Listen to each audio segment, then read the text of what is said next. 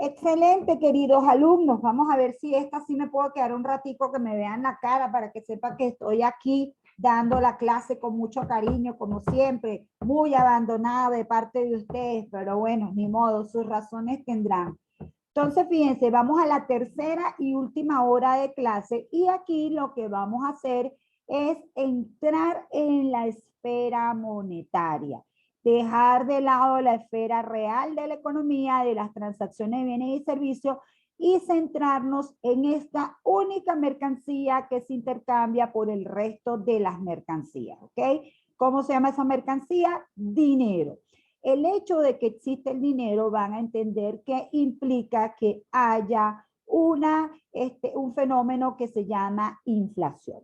Y además tenemos el principal oferente en el mercado monetario, que es el Banco Central, que es el responsable de cuánto es el nivel general de precios, en buena parte, es responsable de la inflación y afortunadamente, si es una institución seria, cuenta con los instrumentos para poder controlar esa inflación a través de la política económica.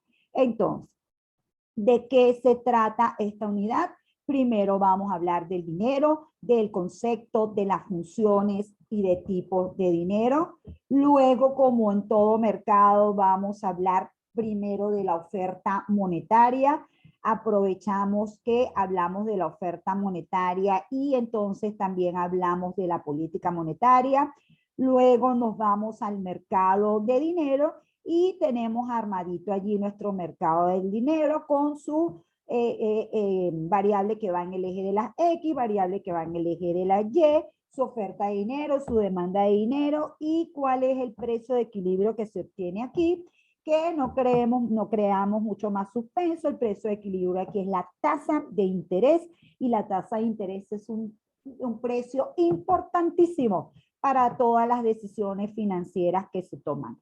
Entre ellas, la de los ahorradores, si están dispuestos a ahorrar para generar fondos, y la de los inversionistas, si están dispuestos a pedir prestados para invertir y obviamente tener ese efecto a nivel macroeconómico que nos interesa, y es que haya fondos para financiar la inversión, una mayor inversión y una mayor capacidad de producción. Luego vamos a establecer una teoría que de verdad es importantísima de ver, mis queridos alumnos, que es la teoría cuantitativa del dinero. Porque la teoría cuantitativa del dinero fue el primer gran esfuerzo, ¿verdad?, que se hizo por allá en el siglo XVIII de relacionar el mercado de bienes y servicios con el mercado de dinero y entender cómo son unos mercados que van juntos, que si hay desequilibrios en uno, se generan desequilibrios en el otro y consecuencias. Entonces, a nivel macroeconómico, es muy importante entender cómo son esas relaciones, ¿ok? Entonces, bueno, ¿qué cosas ya hemos visto? Hemos visto que existe un sistema financiero. ¿Por qué? Porque nosotros ya vimos el flujo circular de la renta. Vamos a poner esto más grandecito aquí.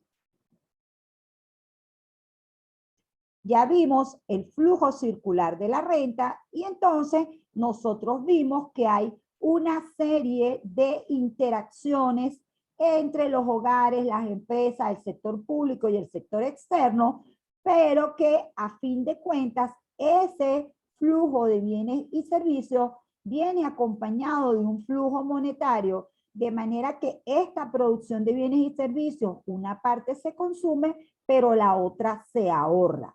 Ese ahorro no se deja en los colchones de las casas, sino que se lleva a los bancos. ¿Se lleva a los bancos con qué objetivo? Con obtener una tasa de interés por ese dinero que se deja depositado en los bancos. Eso se llama tasa de interés pasiva. ¿Qué hacen los bancos con ese dinero? Pues el principal propósito de esos bancos debería ser prestárselos a los hogares y a las empresas para que puedan hacer inversiones. ¿Qué hace, cómo funciona eso? Bueno, les presta el dinero a los ahorristas y les cobra una tasa de interés, una prima. Eso se llama tasa de interés activa.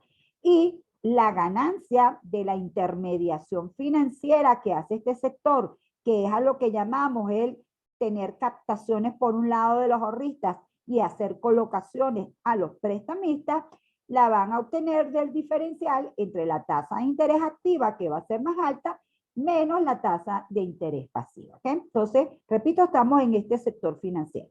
Aparte de los bancos y del Banco Central, existen o aparte del dinero, mejor dicho, existen otros instrumentos financieros. Entonces, como existen esos otros instrumentos financieros, desde el punto de vista macroeconómico, tenemos un mercado de dinero y tenemos un mercado donde vamos a tener el resto de los activos financieros. ¿Cuáles son el resto de los activos financieros? Acciones, bonos, cuentas por cobrar, créditos, todo eso son activos financieros. ¿Cuáles son activos considerados dinero? El efectivo, los depósitos. En el caso de las reservas internacionales también son consideradas dinero, ¿ok? De manera que, repito, lo primero que tenemos es dos mercados, el mercado de dinero y el mercado del resto de los activos financieros. Todos estos conceptos los tienen en el anexo, ahorita le vamos a echar un vistazo, y entonces dentro de estos mercados nos vamos a centrar en el mercado del dinero, en el mercado monetario. ¿Por qué nos vamos a centrar en el mercado monetario? Precisamente porque nos interesa saber cómo se comporta este mercado, cómo se obtiene la tasa de interés y ese impacto que tiene la tasa de interés en las decisiones de los agentes financieros, ¿ok? Una cosa entonces que tenemos que recordar es que a nivel macroeconómico, lo que les acabo de enseñar en el flujo circular de la renta, se genera un ingreso, que ese ingreso una parte obviamente la necesitamos para comprar nuestros bienes y servicios, otra la ahorramos, que ese ahorro es una fuente para financiar la inversión, ¿ok? Y ese ahorro va a formar parte de la riqueza financiera de un país. Es decir, así como hay a nivel de la inversión un stock de capital, también hay un stock de riqueza financiera. Todos los activos o los saldos de los activos financieros en un momento determinado. ¿Qué va a hacer aumentar esos activos financieros a lo largo del tiempo? El flujo de ahorro de cada año. Entonces, ese flujo de ahorro de cada año, una parte va al mercado de dinero, que es allí donde se obtiene parte del financiamiento de la inversión, otra parte va a los otros activos financieros. De manera que si nos pensamos en un gran macromercado, nosotros vamos a tener que del lado de los inversionistas, unos van a hacer inversiones en cuentas corrientes, cuentas de ahorro y depósitos a plazos, otros van a hacer inversiones en bonos, acciones, derivados financieros o van a otorgar crédito y todo eso va a ser financiamiento para la inversión, ¿ok? Entonces, en el mercado de dinero, vamos a colocar otra vez esto más grandecito, nos vamos a encontrar con, así como cualquier otro mercado, con una oferta de dinero, una demanda de dinero y un precio en este mercado. La oferta de dinero que va a hacer, van a ser las monedas y billetes en circulación más los depósitos en el sistema bancario. Vamos a ir entendiendo que, y recuérdense que lo vimos cuando vimos los conceptos o la primera aproximación a la macroeconomía, hay un concepto que se llama liquidez monetaria y que es el indicador que permite calcular la oferta de dinero. Así como hay un indicador que permite calcular la oferta agregada, que es el Producto Interno Bruto, hay un indicador que es la liquidez monetaria o M2, que nos permite calcular la oferta de dinero. Y básicamente eso está constituido por el efectivo que circula en la economía más los depósitos en el sistema financiero. Depósitos de cuentas corrientes, cuentas de ahorro, transferibles o no transferibles, cualquier tipo de certificado de depósito, ¿ok? Vamos a tener una demanda de dinero, que obviamente los que demandamos dinero somos todos nosotros, todas las personas, porque nosotros necesitamos ese dinero para poder intercambiarlo por otros bienes y servicios. Y como todo mercado, así son nuestros modelos macroeconómicos, vamos a tener una demanda de dinero con pendiente negativa. Aquí vamos a tener una oferta de dinero que va a ser una línea vertical, y donde ambas curvas se encuentren, vamos a obtener la cantidad de dinero que se está utilizando en un momento determinado en la economía y el precio del dinero, que es la tasa de interés de equilibrio. Repito, una tremenda señal para tomar las decisiones los agentes económicos en el sistema financiero. ¿Por qué la oferta agregada tiene esta forma? Bueno, porque el Banco Central realmente no está para ganar con el dinero. Es decir, el Banco Central no puede tener una relación positiva con la tasa de interés, porque él no es un operante que si hay más tasa de interés va a ofrecer más, o si hay menos tasa de interés va a ofrecer menos, sino que él está aquí para cumplir la función macroeconómica de generar esa mercancía que se necesita para intercambiarla por el resto de los bienes y servicios, ¿ok? De manera tal que la oferta monetaria es una decisión de política del Banco Central. El Banco Central decide si aumenta o disminuye la cantidad de dinero en la economía, y lo hace persiguiendo objetivos macroeconómicos. Si el Banco Central aumenta la cantidad de dinero, se supone que él quiere, ¿verdad? Esto se desplazaría, se supone que él quiere bajar la tasa de interés. ¿Y por qué él quiere bajar la tasa de interés? Porque bajar la tasa de interés permite estimular la inversión, permite que sea más fácil ejecutar proyectos de inversión, y eso permite que haya un aumento de la producción de bienes y servicios. También puede ocurrir, y es su principal objetivo, que sea un momento en el que hay presiones inflacionarias y entonces él necesite reducir la cantidad de dinero. ¿Para qué reducir la cantidad de dinero? Para que ocurra lo contrario, haya un aumento de la tasa de interés que desestimule la demanda agregada, que en este momento está demasiado dinámica, muy por encima de las capacidades de la oferta, y entonces se quiten esas presiones inflacionarias, ¿ok? Esto es a nivel macroeconómico. Entonces, repito, recuérdense que lo primero que vamos a hacer es conversar acerca del dinero como tal, y después nos vamos a adentrar en lo que es la oferta monetaria, la demanda de dinero y la política monetaria. Arranquemos entonces. Dinero. ¿Qué es el dinero? Mercancía económica única. No se demanda por lo que es, sino lo que puede hacerse con él. Es decir, usted tiene un billete de $100 y usted no está demasiado preocupado por las características de ese billete, no está demasiado preocupado por cuál es el serial de ese billete, no está preocupado por atesorar ese billete como pieza monetaria. Usted lo que está es interesado en qué puede comprar con ese billete de $100, ¿sí? A eso se refiere, a que usted lo demanda por lo que puede hacer con él. Se le dice mercancía económica única porque pues generalmente usted tiene una sola forma de intercambiar por el resto de las mercancías. Eso puede ser dinero como moneda fiduciaria o otro tipo de dinero. Ahorita lo vamos a ver, que han existido diferentes tipos de dinero a lo largo de la historia de la humanidad, pero el punto es que esa usted la intercambia por el resto de las mercancías, ¿ok? Otro concepto de dinero mucho más general y mucho más ilustrativo: cualquier activo que pueda ser fácilmente usado para la adquisición de bienes y servicios.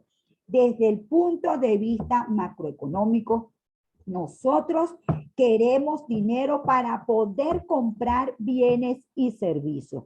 Eso va a ser el medio va a ser el que en ese momento usted le permita hacer los intercambios.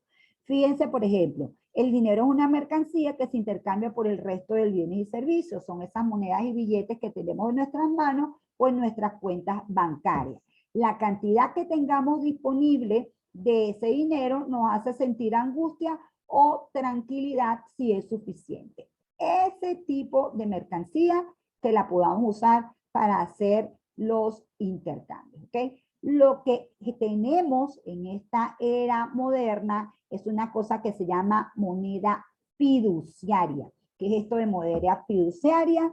Es un dinero cuyo valor lo decretan las autoridades monetarias, lo decreta el Banco Central. Es decir, el Banco Central emite unas piezas monetarias, dice cuánto es el valor de cada pieza monetaria y el público acepta ese dinero porque deposita su confianza en el ente emisor, en que el ente emisor va a mantener el respaldo de ese dinero, no va a permitir que ese dinero se deprecie, ¿ok?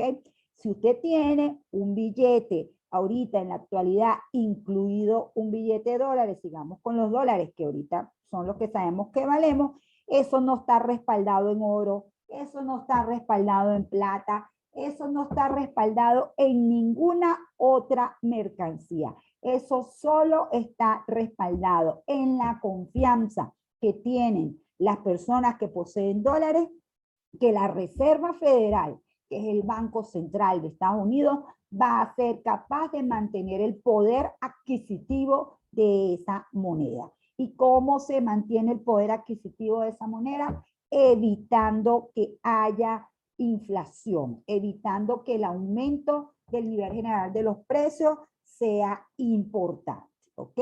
¿Siempre fue así? Claro que no. En principio, lo que se tenía era intercambios de unas mercancías de una mercancía por otras. Es decir, hubo una época donde se utilizaba era el aceite de oliva, en algunas civilizaciones, en otras las cervezas, en otras el ganado. Obviamente eso hacía muy dificultoso los intercambios porque había un problema de escala de valores, exactamente media vaca, 4 vacas, cuánto era en el equivalente en cereales, en maíz, era una cosa complicadísima, ¿verdad? Entonces, lo primero que aparece como medio más fácil de pago son las monedas y billetes en metales preciosos. Empiezan a acuñarse monedas en oro o monedas en plata y entonces esas monedas son intercambiadas por el resto de los bienes y servicios. Esto era una maravilla porque obviamente le permitía hacer cambios más exactos y valoraciones más exactas.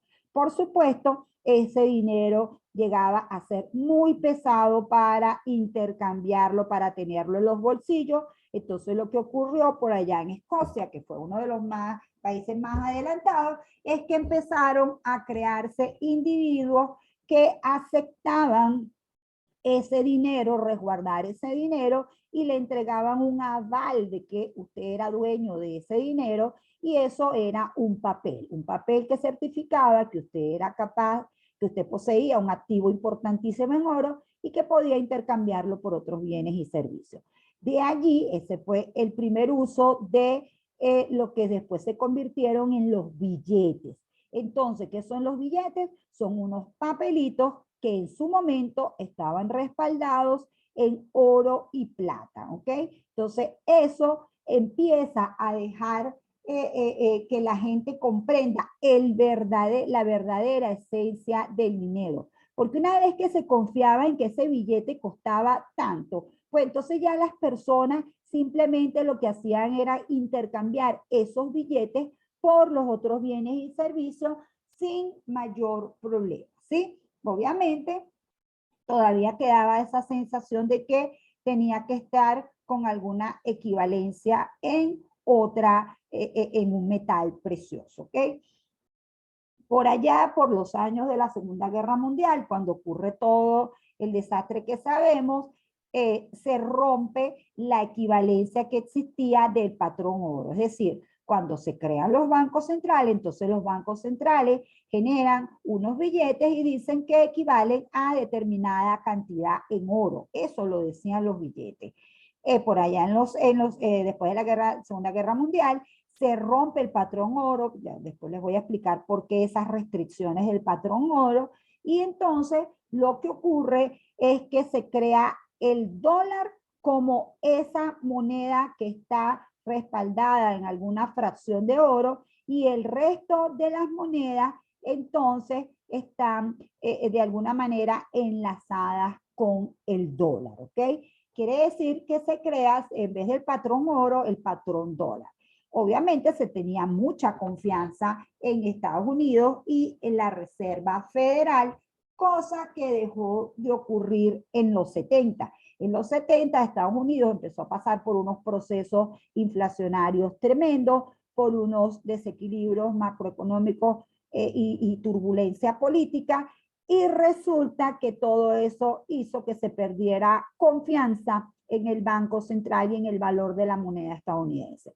¿Qué pasó allí? El presidente Nixon decide romper la relación con del dólar con el oro, y todo el que no conoce bien cómo funciona esta cosa dijo, bueno, nada, listo, se acabó esto. Si estas monedas y estos billetes no tienen ningún tipo de respaldo, no vamos a poder tener un sistema financiero, un sistema de intercambio de dinero por bienes y servicios que no sea el que con la estabilidad que tenemos. Pues resulta que no pasó eso, jóvenes. Resulta que Estados Unidos resolvió por allá sus problemas macroeconómicos, fue capaz de ir aumentando año tras año la productividad, fue capaz de ser el país que era el que generaba la mayor producción de bienes y servicios, y eso hizo que se mantuviera la confianza perdón, sobre el dólar. ¿Eso qué significa, jóvenes? Que el verdadero respaldo de una moneda no está en que esté respaldado en otra mercancía. El verdadero respaldo de una moneda está en que esa economía que la emite sea una economía próspera, sea una economía que esté creciendo. En dos platos, el verdadero respaldo del dinero es la producción de bienes y servicios. De allí la absoluta relación que hay entre el mercado de bienes y el mercado del dinero. No se trata de que el país tenga amplias reservas internacionales en oro, en derechos especiales de giro. No se trata de nada de eso. Si no hay confianza en esa economía, esas reservas internacionales se gastan o se queman a una velocidad tremenda. Lo que genera que haya confianza en una moneda es que ese país esté haciendo bien las cosas a nivel macroeconómico. Por eso ustedes pueden ver, por ejemplo, ahorita, si tienen alguna experiencia cercana, como un país como Venezuela, que llegó a tener una moneda muy fuerte y que iba a Colombia y compraba lo que quería, ahora nadie en Colombia quiere aceptar su moneda, y al contrario, aquí en Venezuela se aceptan, sobre todo en el lado de la frontera, los pesos. Es decir, el peso colombiano tiene mucho más valor que el bolívar venezolano, el famoso bolívar digital que tenemos ahorita, y al final allí, repito, de lo que se trata es de que tenemos una economía colombiana que ha sido próspera, que ha sido estable, y una economía venezolana que se vino a pique, ¿ok? Entonces, esa idea la voy a seguir reforzando. Fíjense, por ejemplo, aquí les tengo para entender el tema de lo importante que es el uso del dinero para hacer otras transacciones. Cuando ocurrió la Segunda Guerra Mundial y estaban los campos de concentración, pues entonces allí el dinero que circulaba para hacer el intercambio de bienes y servicios eran los cigarrillos. Y entonces las personas que estaban recluidas allí empezaron a intercambiar, qué sé yo, conseguir comida equivalía a 3 cigarrillos por una camisa, un cigarrillo por lavar la ropa, ¿sí? O sea, entiendan que siempre la humanidad busca que haya una posibilidad de hacer los intercambios y entonces para eso se hace de un producto que sea cotizado por todos y que eso genere entonces ese valor para poder hacer los intercambios. Entiendan además que cuando estamos en esta época, estamos hablando de moneda fiduciaria. Ojo que moneda fiduciaria no significa solo moneda, sino que significa que todo el cono monetario de cualquier país está decretado por las autoridades de ese país y que esas autoridades son las que tienen que preservar el valor de ese dinero. Obviamente, ese dinero tenemos una parte en efectivo, otra parte depositado en los bancos y ese dinero que tenemos en los bancos nos sirve para comprar bienes y servicios porque simplemente nosotros con una tarjeta de débito podemos hacer el intercambio de bienes y servicios. El dinero efectivo lo que es la forma más rápida, más líquida de hacer los intercambios. Pero también lo podemos hacer a través de tarjetas de débitos, ¿verdad? Y sobre todo ahora lo que más se utilizan, como saben, son las transferencias. De manera que de alguna forma el dinero está ampliamente digitalizado, ¿ok? Las tarjetas de crédito no son dinero, ¿ok? ¿Por qué las tarjetas de crédito no son dinero? Porque la tarjeta de crédito no es un dinero que usted tiene y sobre el cual usted gira, sino que la tarjeta de crédito es un préstamo que le hace el banco dependiendo de un límite y dependiendo de las condiciones de préstamo que el banco le quiera dar. Así que no son dinero las tarjetas de crédito, sino son dinero estos depósitos contra los que usted pueda girar. O sea, es dinero que usted tiene en efectivo o depositado en los bancos. También quiero recordarles aquí o decirles, si no lo he dicho, que si hay alguien que entendió la naturaleza del dinero de una forma fantástica, fue Adam Smith. Adam Smith entendió claramente desde allá, desde su Escocia, que ya manejaba el concepto del dinero, que el dinero era como tener una carretera en el aire, decía Adam Smith. ¿Qué significa eso? Eso significa que usted podía tener un sembradío y que en ese sembradío usted no necesitaba construir calzadas para poder moverse dentro de ese sembradío y entonces esas calzadas que usted no necesitaba aumentaban la posibilidad de que usted hiciera los intercambios. Es decir, para el gran Adam Smith, el hecho de que usted tuviera que construir calzadas significaba que el dinero tenía un valor intrínseco. Por ejemplo, si usted ese dinero lo respalda en oro, usted está utilizando un metal que lo puede utilizar para otro tipo de operaciones y lo está utilizando para el respaldo de darle respaldo al dinero. Él entendía, repito, claramente que allí no estaba el asunto, que si había confianza en ese billete, pues ese billete funcionaba tranquilamente para hacer los intercambios sin que se tuviera que recurrir a otra mercancía, es decir, no tenía que tener un valor intrínseco ese dinero para poder utilizarlo. ¿Qué tal ha estado la explicación, jóvenes?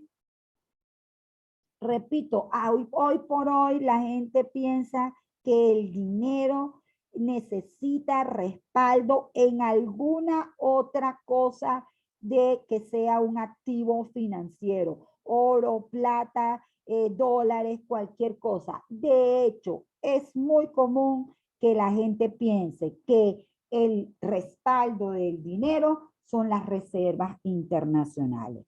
Jóvenes, las reservas internacionales que están constituidas en oro, en efectivo, en divisas, ¿ok?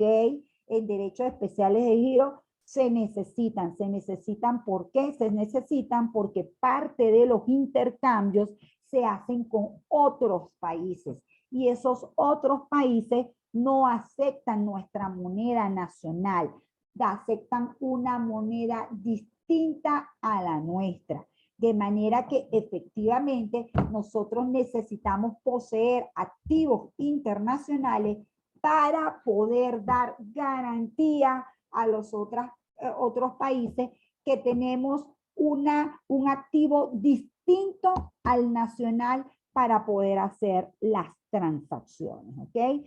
Eso deja, repito, refuerza lo que les digo del tema de la confianza. Siempre que en una economía esté ocurriendo una alta inflación y se esté perdiendo el poder de ese dinero, pues la gente deja de confiar en ese banco central, se da cuenta que pierde teniendo ese dinero y rápidamente se va a otro tipo de activos o de monedas que le conserven el valor de sus activos financieros. ¿Ok? ¿Alguien quiere preguntar algo, jóvenes?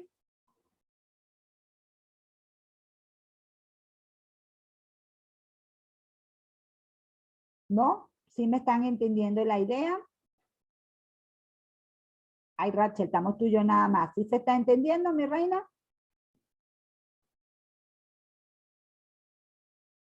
Ay, Dios mío, creo que hasta Rachel se me fue. Bueno, entonces, sigo yo aquí hablando sola como las loquitas. Ah, no te has ido, qué fe, qué bien, qué bien. Muchas gracias, mi amor. Fíjate, Rachel, entonces, ¿para qué se necesita el dinero? ¿Cuáles son las funciones del dinero? La primera, como medio de cambio. ¿Qué significa eso de medio de cambio? Que el dinero se utiliza para intercambiarlo por otros bienes y servicios. Esta es entonces su función principal. Repito, existe el dinero porque ese dinero nos permite intercambiarlo por otros bienes y servicios. Si estuviéramos haciendo intercambio de unos bienes por otros, eso sería muy engorroso para saber el valor exacto del intercambio, para saber cómo fraccionamos entonces una de las mercancías, para almacenarla, sería todo un desastre. Desde muy temprano las civilizaciones entendieron, parece que los iberios fueron los primeros que empezaron a generar monedas y billetes y a entender que se necesitaba una mercancía para intercambiarla por el resto de las mercancías. Otra cosa muy importante que nos permite el dinero es usarlo como unidad de cuenta. ¿Qué es esto de unidad de cuenta? Bueno, que con él podemos darle valores al resto de las cosas. Podemos decir cuánto va a costar una mercancía, cuánto va a costar un servicio. Por eso es que precio significa valor al que se intercambia dinero por un bien o servicio. Es decir, cuando lo usamos como unidad de cuenta es cuando decimos necesitamos $25 o el equivalente en bolívares para comernos una pizza, ¿sí? Allí lo estamos usando como valor de referencia de cuánto cuesta ese bien y servicio. También se necesita para establecer el valor de los activos, de los pasivos, de los balances contables, de las estadísticas de los países. Es decir, es un patrón para poder hacer los cálculos de, ¿cómo se llama? O las mediciones de la economía. ¿Ok? ¿Sí se entiende eso? ¿A Rachel? O sea, unidad de cuenta porque valoras todas las cosas en función de dinero.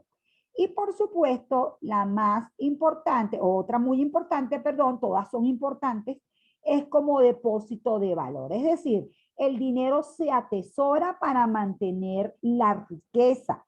No hay que olvidar que el dinero es el activo financiero más líquido. Usted lo puede mantener en efectivo o depositado en una institución bancaria. Como sabemos, la gente realmente ya prefiere tener el dinero depositado en las instituciones bancarias porque tiene mucha facilidad con la tarjeta de débito Quiere decir que el dinero es una forma de conservar el poder adquisitivo a lo largo del tiempo.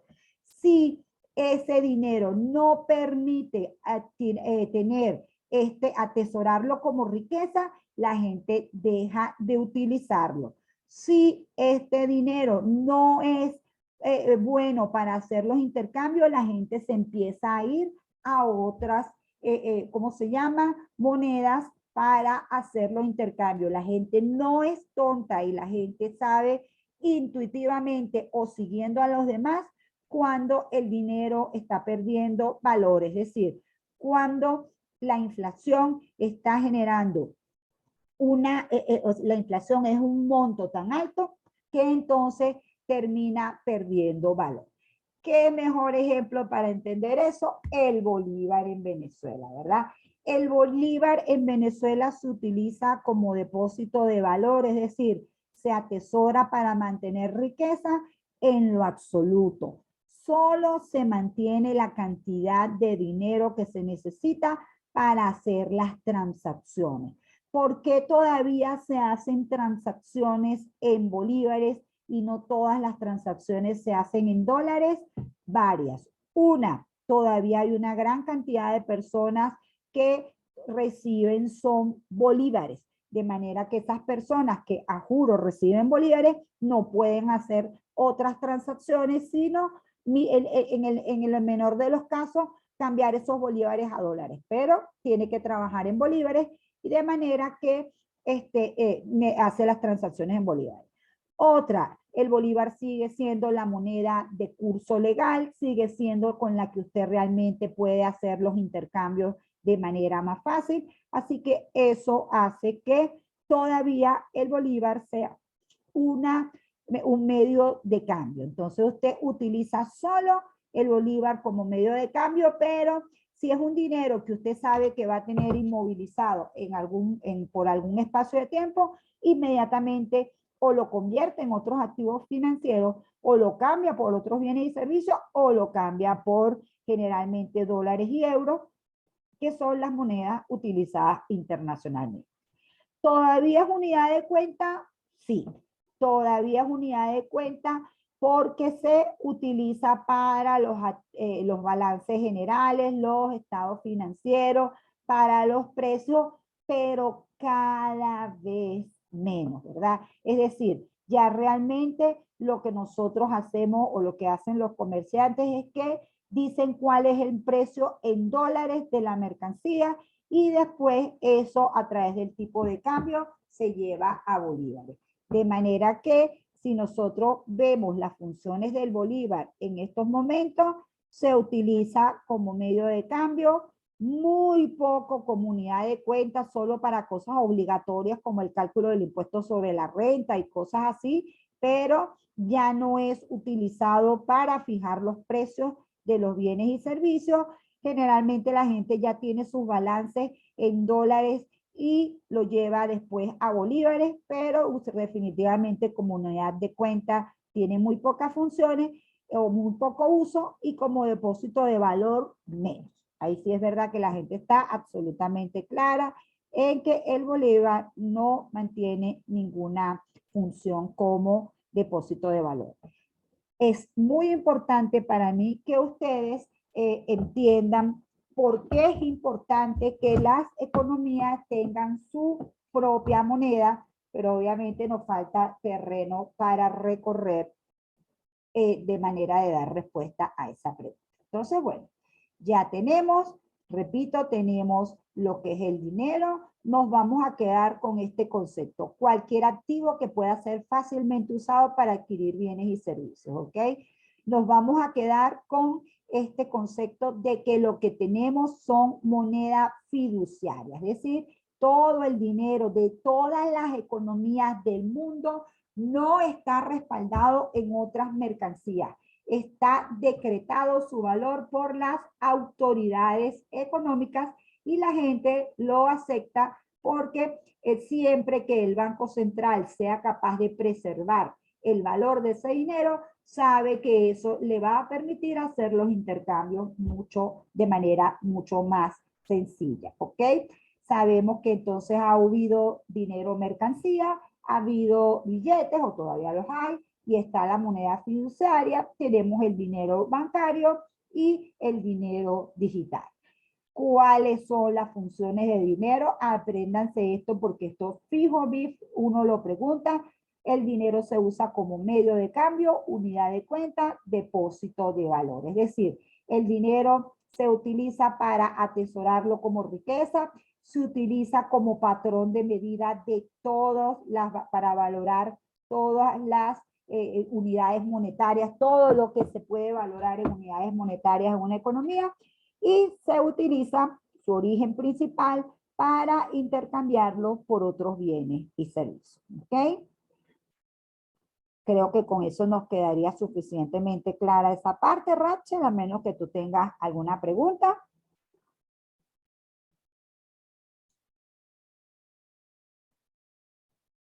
Ok, perfecto, mi amor. Entonces vamos a empezar a hablar de los oferentes del mercado monetario y resulta que tenemos dos oferentes. Tenemos el Banco Central. El Banco Central como esa autoridad monetaria más importante de un país y que obviamente es el que acuña el dinero, es el que emite o el que produce esa mercancía. Él es el que establece cuáles son las monedas que van a estar en circulación, cuáles van a ser los billetes que van a estar en circulación y cuál es entonces el valor de cada uno de esos billetes. Entonces, ese dinero que emite el Banco Central recibe el nombre de dinero primario, ¿ok? Pero resulta que además vamos a tener unos bancos. Estos bancos no tienen ninguna potestad para emitir dinero, ninguna.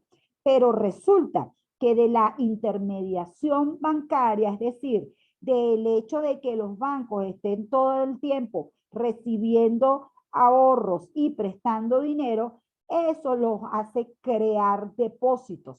Y esa creación de depósitos en el sistema bancario hace que literalmente este dinero primario que emite el Banco Central se multiplique en el sistema financiero y los haga a los bancos creadores de una cosa que se llama emisión secundaria del dinero. Entonces, primera cosa para ir paso por paso, los oferentes del mercado monetario no son uno solo, son el Banco Central y todos los bancos que reciben depósitos.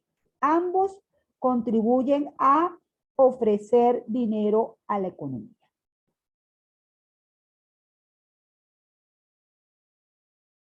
Déjame pasar a la próxima lámina. Con la lentitud que esto lo hace.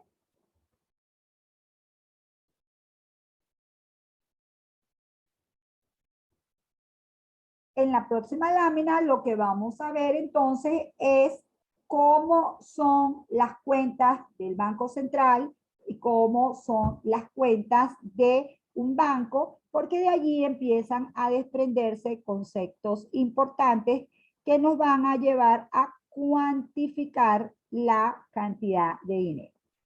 Si algún día esto se pone donde yo lo pido.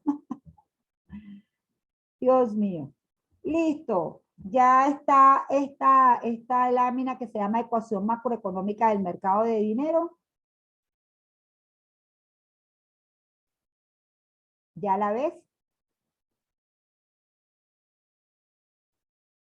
Ok, perfecto. Entonces, vamos a tener el Banco Central. El Banco Central emite monedas y billetes, ¿ok?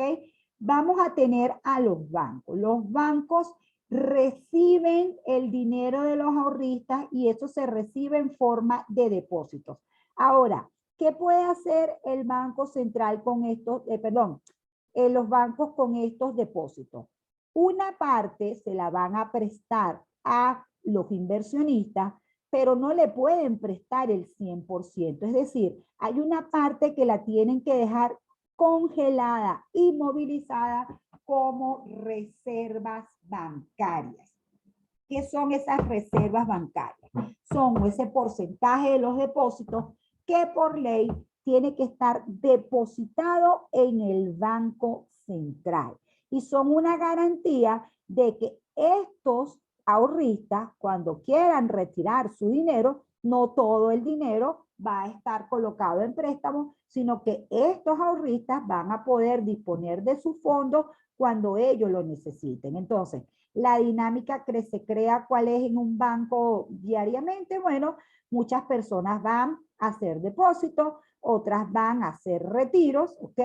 De allí, entonces, muchas veces los propios depósitos de un día permiten hacer los retiros, pero si no son suficientes los depósitos de ese día, pues están estas reservas bancarias que son cuentas que están depositadas en el Banco Central, pero como cualquier ente, los bancos pueden hacer transferencias y entonces poderle dar su dinero a los depositantes. Obviamente a los depositantes, a los primeros que les interesa que los bancos presten el dinero, porque precisamente del préstamo que se hace en estos bancos se va a calcular o se va a tener los intereses que van a permitir pagarle a estos ahorristas al final de un determinado periodo un dinero extra por el depósito que tenían, por el dinero que tenían depositado en los bancos, ¿ok? Entonces, al final, el balance de los bancos, repito, va a haber por una parte los pasivos, que son los depósitos, y por otra parte los activos, que son las reservas bancarias y el crédito interno. ¿Por qué los depósitos son un pasivo para los bancos? Bueno, porque en realidad los verdaderos dueños de ese dinero son los ahorristas, ¿ok? Que se lo llevan al banco y el banco entonces de lo que realmente es dueño desde la contraparte de esto, es decir, del dinero que ha prestado a las personas que le han pedido los créditos y del dinero que está en las reservas bancarias. Esas reservas bancarias, repito, tienen que estar depositadas en el Banco Central. De manera que el Banco Central tiene dos grandes pasivos. Uno, las reservas bancarias, que son ese dinero que tienen depositado los bancos en el Banco Central, y otro, las monedas y billetes que están en circulación. Nuevamente, ¿por qué las monedas y billetes son un pasivo para el Banco Central? Porque ese dinero le pertenece al que lo tiene en su bolsillo y que lo está utilizando para intercambiarlo por otros bienes y servicios. De manera que en el Banco Central se crea un agregado monetario que se llama base monetaria y que por el lado de los pasivos está conformado por las monedas y billetes y las reservas bancarias. A nivel de los bancos se crea un pasivo que son los depósitos y a nivel de toda la economía se crea un pasivo que se llama liquidez monetaria y que está conformado por las monedas y billetes y los depósitos. Entonces, finalmente, la oferta monetaria, repito, incluye las monedas y billetes que emite el Banco Central e incluye los depósitos que están en el sistema bancario. Por eso es que decimos que existen dos oferentes, el Banco Central como el emisor de dinero primario y los bancos como emisor de dinero secundario que se origina a través de los depósitos. Obviamente, contablemente, esto tiene que tener unos activos, ¿verdad? Que respalden contablemente esos activos. ¿Cuáles son esos activos a nivel macroeconómico? A nivel global, si contamos el Banco Central y los bancos, son los préstamos, ¿sí? Es decir, préstamos que ha otorgado los bancos o préstamos que ha otorgado el Banco Central y las reservas internacionales. Esa parte de el dinero que está en oro monetario, es decir, en lingotes, en derechos especiales de giro o en divisas y que permiten que esta economía pueda hacer transacciones con el resto del mundo, ¿ok? Entonces, este sería esa famosa gran ecuación donde vamos a tener lo que es el dinero o la cantidad de dinero de la economía por el lado de los pasivos y por el lado de los activos. Esto va a ser la forma como vamos a operar y vamos a tener unos agregados monetarios, uno va a ser la liquidez monetaria y otro va a ser la base monetaria. Pero bueno, ya se nos acabó el tiempo por hoy, de manera que ya seguimos la semana que viene entrando en este tema del dinero. Espero de verdad que vean la grabación con tiempo para que vayan siguiendo ¿cómo se llama? El hilo de la materia. Entonces, Rachel, un beso enorme, que Dios te bendiga, estamos en contacto.